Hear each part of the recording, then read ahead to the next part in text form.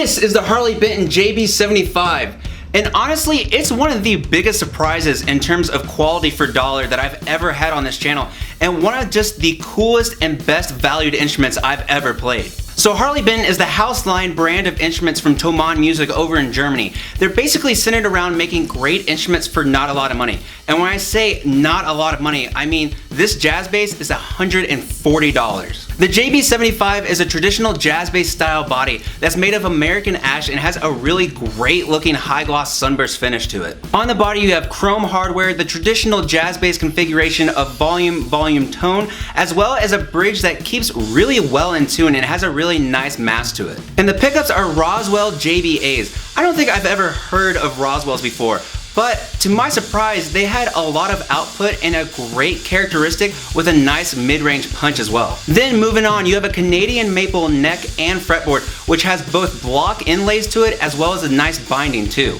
The tuners are no name. I'm assuming it's basically just Harley Benton's own tuners to them, but surprisingly, they stay in tune. The bridge and the tuners both work really well together, and especially for a bass in this price range, it is insane just how solid they feel and really how well they keep your strings in tune. Then on top of all of that, the bass comes shipped to you strung with the Dario 45 to 100s on it, and after about a month and a half or 2 months straight of playing this bass, it still sounds really good and these strings still have a lot of life in them.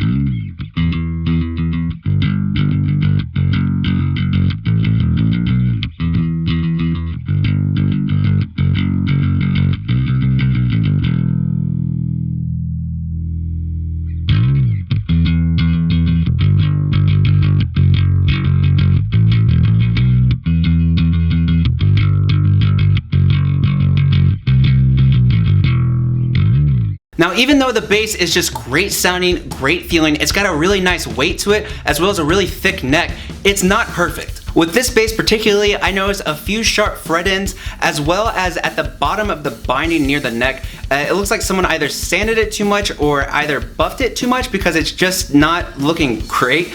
And also the nut looks like it's a cheap plastic. It works well, but I don't know in terms of the long run how well it'll hold up.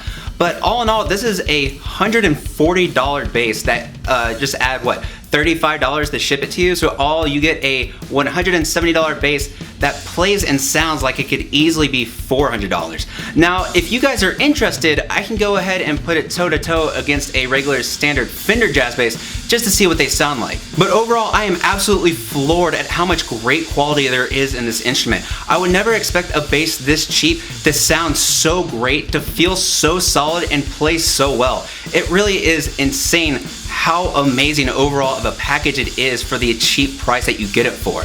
But let me know what you guys thought about it. Thanks for watching as always. If you like this video and want to see more, go ahead and subscribe, as well as if you want to help support the channel, go ahead over to my Patreon page. Thanks as always for watching, guys, and I'll see y'all next time.